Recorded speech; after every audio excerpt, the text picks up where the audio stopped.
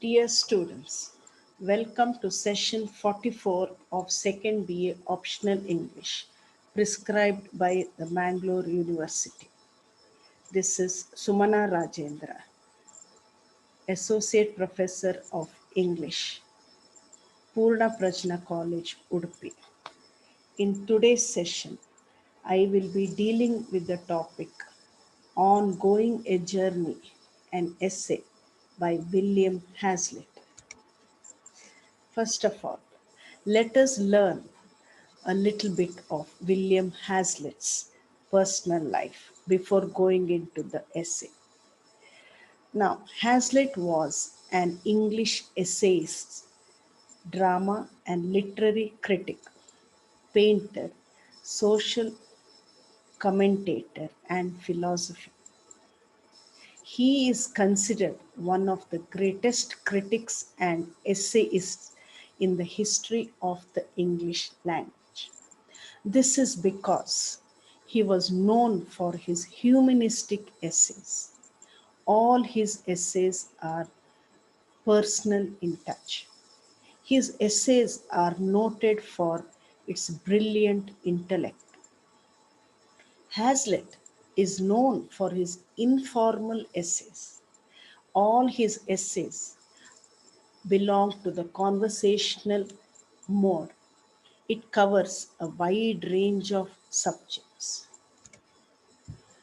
Before we go into the essay, let us know Hazlitt's association with a group of writers with radical political ideas. It is important that we know this because all of this has a bearing on his essays. All of his associations is reflected in his essays. In London, Hazlitt came close to a group of writers with radical political ideas. This group incidentally included Shelley, Samuel Taylor Coleridge, Charles Lamb, William Wordsworth, and Lord Byron, all famous Romantic poets. Hazlitt's first attempt was to become a portrait painter, but after lack of success, he turned towards writing. Another reason for turning towards writing was his meeting with Coleridge at an early age. The group of writers mentioned above had a great influence on Hazlitt. In fact, the credit of Hazlitt turning into a writer goes to his association with these great writers. Now, let us learn and how what kind of an essayist was Hazlitt. In other words, let us have an assessment of Hazlitt as an essayist. By temperament, Hazlitt is a romantic essayist.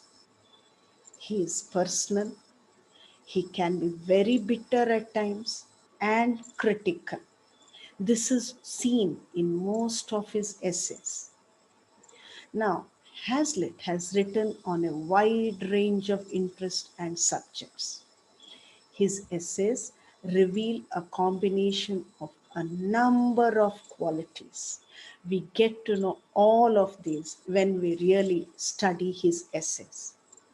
All his essays offer joy to the readers. It is like going through the experience which Hazlitt went when we read his essays. When whatever Hazlitt experienced is passed on to the readers. His essays are usually recollections of the past. Not only this, all of his essays reflect his total personality. We come to know of Hazlitt as a person, as an essayist, through his essays. So personal in tone his essays are. Let us learn the special features of Hazlitt's essays. Almost all his essays are examples of self criticism. His essays are a mirror to his total personality. That is why it is said that his essays are examples of self criticism. They hold a mirror, they reflect his personality. It is as if we get a chance to study Hazlitt as a person and as an essayist. Another important feature of Hazlitt's essays are all of them have striking opening paragraphs. Either the first sentence is striking or the paragraph itself is striking, and they immediately capture the attention of the readers. His essays are distinct for their style and language. You can simply pick out an essay just by reading it, and you can feel the Hazlitt style in it. His essays reflect his whimsicality and his shifting moods. It is said that Hazlitt was not a very friendly kind of a person. He was a little aloof, and this is reflected in his essays. Now, let us learn the introduction to the essay on going a journey. What does this title mean? First of all, this essay is one of Hazlitt's masterpieces. Indeed, if we have not read this essay, then we have not read Hazlitt at all. It was first published in the New Monthly Magazine in 1822. It was republished in Table Talk. Why was it republished? Because it is remarkable for its rich style and quotations. Surprisingly, you have Hazlitt showing himself as a sort of a bohemian in this essay. Such was his enjoyment, his satisfaction on going a journey. Now, it is not that there is absolutely no touch of humor in the essay. Of course, in fact, the essay is remarkable for its touches of humor. Hazlitt quotes Lobet and says that an Englishman can do only one thing at a time. He says that a French can practice both eating and drinking at the same time. If this is not humorous, then what else is? He humorously mentions the hazards involved in having a companion during a journey. It is felt that having a companion is more enjoyable during a journey. But we have Hazlitt totally disagreeing with this and saying that it is hazardous in the sense it comes in the way of our enjoyment of a journey if we have a companion. Now, there are touches of poetry as well in the essay. There are beautiful touches of poetry in the essay. In fact, when you go through the essay, you feel how Hazlitt reveals himself as a lover of sights and sounds of nature. There is a particular sentence in the essay which says, "Give me the clear blue sky over my head and the green turf beneath my feet, a winding road before me." This in itself gives us an idea how Hazlitt loved nature and how he preferred going on a journey alone, because for him, nature itself was a companion. He didn't want any other companion when he was with nature. The essay also brings out the painter in Hazlitt when he describes a long walk that he undertook. After all, he was basically a painter. He repeats some lines from Coleridge's poems. This gives poetic touch to the essay. Glimpses of Hazlitt's political beliefs are also seen in the essay in the form of Hazlitt talking about France at great length. It was not a secret that Hazlitt was a great admirer of Napoleon. He was greatly influenced by the French Revolution. Keeping in tune with this, Hazlitt pays a tribute to the glorious time that France was under Napoleon. He reminisces the great pictures, heroes, glory, and freedom that France was once proud of. All these things come alive before our eyes when we go through the essay. He feels now nothing remains in France. All are fled except the Bourbons and the French people. Now, how can we take this essay as a typical romantic essay? What are those things which stresses on this particular issue?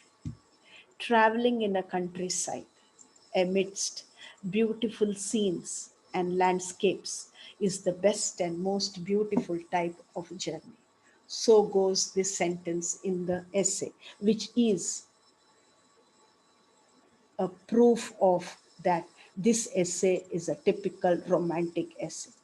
Look at another sentence which comes up. A journey through a countryside is best enjoyed when one goes by himself. Yet again, he stresses on the pleasures of going a journey through a countryside. If this is not a typical romantic essay, of course it is. A consciousness of self that is intensified by imagination and feeling is expressed in the essay. Hazlitt's frequent mention of Coleridge, his quoting of Coleridge's works, establishes this. For Hazlitt, going on a journey was simply dwelling on the simple pleasures of arriving to eat plain food at country inns and cups of teas he enjoyed. Hazlitt, the man is revealed to the full. Hazlitt was a difficult character at times. It is said that he actually liked to be on his own. This is proved when he prefers to go on a journey alone. Hazlitt found relief in solitude. This is mentioned in the essay. For Hazlitt, a journey is not going with a companion, it is a means of self discovery, and the essay is a form of this. Hazlitt describes walking in a way that signifies writing. For him, walking was as if he was writing, he was thinking, he was imagining.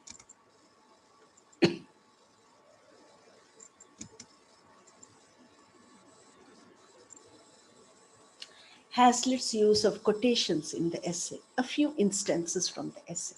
I am then never alone, taken from Cicero's De Officiis. The fields his study, taken from Robert Bloomfield, The Farmer's Boy. May plume her feathers, let grow her wings impaired, taken from Milton's Commune. Leave me to my repose, taken from Gray's The Descent of Odin. Out upon such half-faced fellowship, taken from Shakespeare's Four. Give it an understanding, but no tongue, taken from Shakespeare's Hamlet. To take one's ease at one's inn, taken from Henry IV. Now we come to the questions based on this session. Hazlitt was born in, I had earlier mentioned this. Let's see whether it was 1789, 1801, 1778, or 1806. Do we remember? Yes. The correct answer is 1778. Hazlitt came close to a group of writers with radical political ideas in a particular place, and it was mentioned earlier as I went through the essay. Was it Germany? Was it France? Was it London? Or was it something else? Of course, it was London. This essay was first published in 1829, 1800, 1822, 1820. Which is the right answer? All the answers look confusing. Fine. The answer is 1822. Hazlitt was a great admirer of Shakespeare, Wordsworth, Bacon, Napoleon. Fine. It's Napoleon. Hazlitt found relief in friends, traveling, writing, solitude. Well, it was solitude. I come to the end of this session. Thank you very much.